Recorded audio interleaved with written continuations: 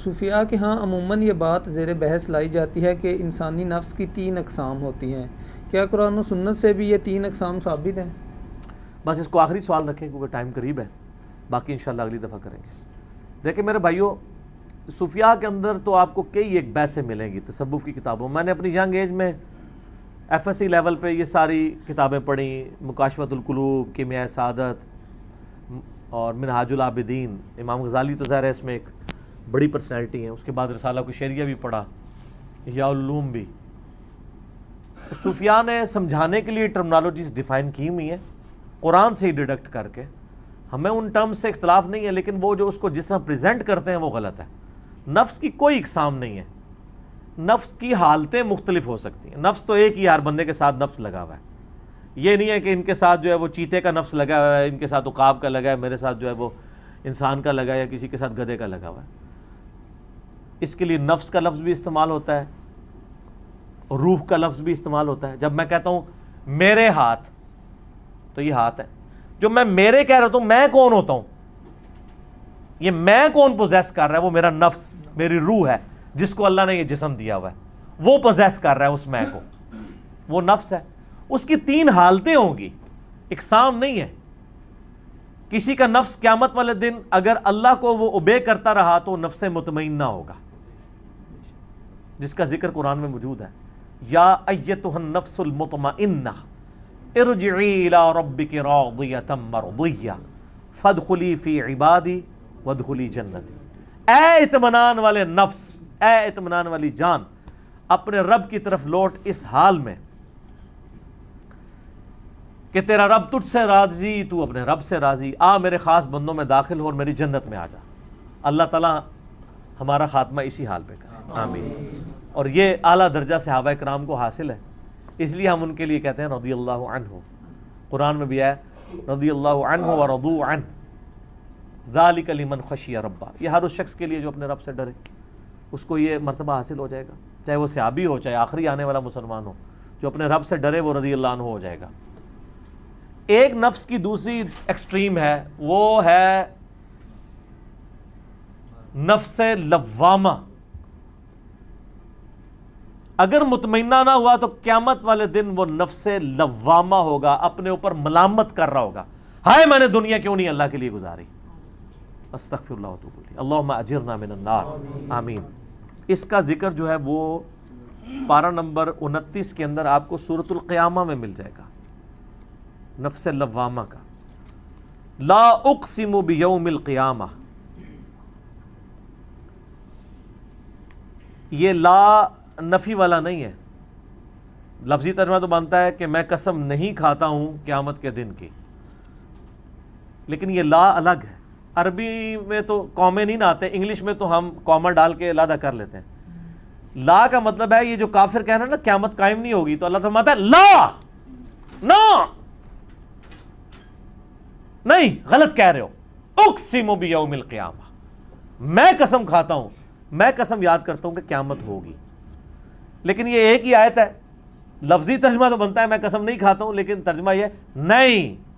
اس لیے آپ دیکھیں جب علماء ترجمہ کریں گے تو لکھتے ہیں مجھے قیامت کے دن کی قسم، لیکن وہ لا اگر رکھتے ہیں نا تو اس کا زور آپ کو پتہ چل جاتا ہے۔ نہیں، سب فرسودہ خیال ہیں جو یہ پیش کر رہے ہیں۔ میں قسم کھاتا ہوں کہ قیامت ہوگی، ایک دن تمہیں اپنے اعمال کا حساب اپنے رب کے حضور جا کے دینا ہے۔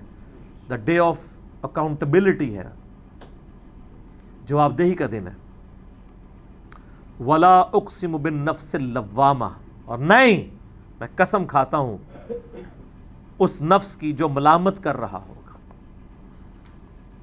ایحسب الانسان ان لن نجمع عظامہ، کیا انسان یہ گمان کرتا ہے کہ ان ہڈیوں کو ہم زندہ نہیں کر سکیں گے؟ بلا، کیوں نہیں، قادرین علی ان نسوی بنانا، ہم اس پہ بھی قادر ہیں کہ اس کی انگلی کی پور تک بھی ویسی بنا دیں گے جیسے ہم نے دنیا میں اسے بنایا تھا۔ یہ تو بعد میں 1886 میں آگے لوگوں کو پتا چلا کہ یہ فنگر پرنٹ ہر بندے کا دوسرے سے مختلف ہوتا ہے۔ تو اب اس بات کی انٹینسٹی کو آپ سمجھیں کہ اللہ فرما رہا ہے کہ یہ جو آپ کے فنگر پرنٹ ہے نا، میں ویسے ہی بنا دوں گا، حالانکہ ہر بندے کے علیحدہ ہے، انگلی کی پور تک درست کر دوں گا جس طرح دنیا میں تھی ویسے، حالانکہ ہر بندے کی مختلف ہے۔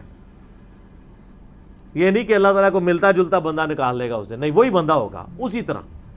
تو یہ نفس لوامہ وہ نفس ہے جو ملامت کرے گا قیامت والے دن، اللہ تعالیٰ ہمیں محفوظ فرمائے اس سے۔ ایک وہ نفس ہے جو کی حالت ہے جو ہر وقت زندگی موت کی کشمکش لگی رہتی ہے آپ کی، کہ یہ کرنا ہے یہ نہیں کرنا، اللہ سے ڈرتے ڈرتے زندگی گزارنی ہے، جو سورۃ الحجر میں ہے کہ اپنے رب کی عبادت کرتے رہو یہاں تک کہ تم حتیٰ یأتیک الیقین، تم موت تک پہنچو۔ یہ جنگ شیطان اور نفس کے خلاف آپ کی جاری رہے گی۔ وہ ہے نفس امارہ، جو پارہ نمبر 13 کا آغاز حضرت یوسف علیہ السلام کے الفاظ سے ہوتا ہے۔ آپ کو پتہ ہے یوسف علیہ السلام کے اوپر تہمت لگی، اور اللہ تعالیٰ فرماتا ہے کہ یوسف بھی اس عورت کا قصد کر لیتا اگر ہماری برہان نہ دیکھتا۔ یعنی پیغمبر بھی خود گناہوں سے محفوظ نہیں ہوتا، اللہ اسے محفوظ کرتا ہے، ٹھیک ہے۔ تو یہ جو پیر جو ہیں وہ عورتوں کو گلے لگا کے دم ڈال رہے ہوتے ہیں اور وہ کہتے ہیں یہ تو اللہ تک پہنچے ہوئے ہیں، یہاں تو اللہ پیغمبر کے بارے میں کہہ رہا، اور پیغمبر بھی کس عورت کا قصد کر لیتا جو اس کی ماں تھی، منہ بولی۔ جس بچے کو لے کے ایک عورت نے پالا، اس بچے نے ہمیشہ اسے ماں کی طرح ہی دیکھا ہوتا ہے، اگرچہ وہ اس کا بگوٹن سن نہ ہو۔ جو لے پالک بچے ہیں اگر آپ ان سے پوچھیں ان کو اپنی ماں کے بارے میں کبھی وسوسہ نہیں آئے گا، انہوں نے ان کو نیگیٹیولی دیکھا ہی نہیں ہے۔ اسی لیے سورہ نور کے اندر جو آپ کے گھر کے ملازم ہیں نا، جو نسل در نسل کمی ہے، ان کے ساتھ عورتوں کا، گھر کی عورتوں کا پردہ نہیں ہے، کیونکہ وہ ان کو بہنوں کی طرح ہی دیکھ رہے ہوتے ہیں۔ آج کل کے نہیں میں بات کر رہا، آج کل معاملہ ڈیفرنٹ ہو گیا، سوشل میڈیا نے ان کو ڈی ٹریک کر دیا۔ ایک عورت کو ماں کی طرح دیکھا ہے۔ عورت کا فتنہ کتنا بڑا فتنہ ہے کہ اللہ تعالیٰ پیغمبر کے بارے میں کہہ رہا ہے کہ اس عورت نے اس کا قصد کیا اور یوسف بھی قصد کر لیتا۔ ہائے ہائے ہائے۔ اسی لیے میں کہتا ہوں اسلام میں جو سیکس ڈسپلن ہے بالکل ٹھیک ہے۔ زین للناس حب الشہوات من النساء، پہلی چیز عورتیں ہیں جو مزین کی گئی ہیں۔ اس لیے آپ دیکھیں ہماری اس دعوت کے کام میں کوئی عورتوں کا دخل نہیں کہیں پہ، ورنہ آپ کو پتہ چل رہا ہوتا کہ جناب وہ جو عثمان صاحب ہیں نا انہوں نے دوسری کر لی ہے اور ندیم صاحب نے تیسری کر لی۔ جس طرح کہتے ہیں نا اے مفتی صاحب نے تیسری کی ہے نا، انہوں نکی علی نو مدرسہ کھول کے دیتا نے نا، امت وسیع تر مفاد۔ حالانکہ آپ پیچھے ڈیپ ڈگ کریں گے وہ شگردنی ہوتی ہے، الٹیمیٹلی وہ امت کے وسیع تر مفاد میں وہ کام کر دیتے ہیں۔ یہاں ہم نے یہ فتنہ نہیں رکھا ہوا۔ حتیٰ کہ آپ دیکھیں صحیح بخاری میں حدیث ہے، نبی علیہ السلام نے جب عورتوں کے بارے میں اتنی سخت گفتگو کی تو صحابہ نے کہا دیور، اب دیور موت ہے۔ انڈیا پاکستان میں لوگ کہتے ہیں دیور بھابھی کا، ماں بیٹے کا رشتہ ہے۔ تو یہ جو کچھ سوشل میڈیا پہ آ رہا ہے، جو ماؤں کے ساتھ یہ کر رہے ہیں بیٹے، اور یہ جو بیٹے اپنی ماؤں کے ساتھ کر رہے ہیں، یعنی جو آپ کے سامنے سٹوریاں کھل رہی ہیں، یہاں پہ بھی حضرت یوسف علیہ السلام کے بارے میں بھی اللہ تعالیٰ مارا کہ یوسف بھی قصد کر لیتا اگر اپنے رب کی برہان نہ دیکھتا۔ تو سر میں آپ تو کسی کھاتے میں نہیں، بالکل دور ہی رہیں۔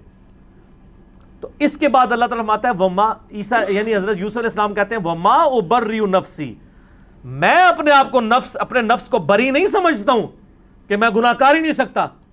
ان النفس لامارۃ بالسوء، بے شک نفس تو ابھارتا رہتا ہے برائی کی طرف۔ یہ نفس امارہ حکم دیتا ہے کہ برائی کرو، الا ما رحم ربی، ہاں جس میں میرا رب رحم کر دے وہی بچ سکتا ہے نفس کی چالوں سے۔ یہ حضرت یوسف علیہ السلام کا کلام ہے۔ ہائے ہائے ہائے، ان ربی غفور الرحیم، بے شک میرا رب بخشنے والا مہربان ہے۔ اگر یوسف علیہ السلام کو اپنے رب کی ضرورت ہے نا شیطانی چالوں سے بچنے کے لیے، عورتوں کی چالوں سے بچنے کے لیے، تو سر ہمیں بھی ہر وقت اللہ کی طرف رجوع لانا چاہیے۔ لا حول ولا قوت الا باللہ۔ صحیح بخاری و مسلم کی حدیث ہے، نبی علیہ السلام نے فرمایا مجھے اللہ نے جنت کے خزانوں میں سے ایک خزانہ دیا ہے، لا حول ولا قوت الا باللہ۔ یہ اسم اعظم ہے، آپ سرنڈر کر رہے ہیں اپنے خدا کے سامنے، اپنے رب کے سامنے، اللہ کے سامنے۔ لا حول ولا قوت الا باللہ کا کیا مطلب ہے؟ نہیں ہے طاقت گناہ سے بچنے کی اور نہ ہمت ہے نیکی کا کام کرنے کی مگر اللہ کی توفیق سے۔ ہائے ہائے ہائے، لا حول ولا قوت الا باللہ۔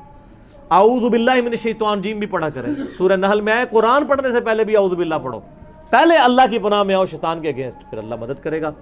اذان مغرب شروع ہوا جاتی ہے، اسی پہ ہم اپنی مجلس کو کنکلوڈ کرتے ہیں۔ اللہ تعالیٰ سے دعا ہے جو حق بات میں نے کہی اللہ تعالیٰ ہمارے دلوں میں راسخ فرمائے، اگر جس بات میں میرے منہ سے غلط بات نکل گئی اللہ تعالیٰ ہمارے دلوں سے معاف کر دے، ہمیں کتاب و سنت کی تعلیمات پر عمل کر کے دوسرے بھائیوں تک پہنچانے کی توفیق عطا فرمائے۔ سبحانک اللہم و بحمدک، اشہد ان لا الہ الا انت استغفرک واتوب الیک وما علینا الا البلاغ المبین. جزاکم اللہ خیرا.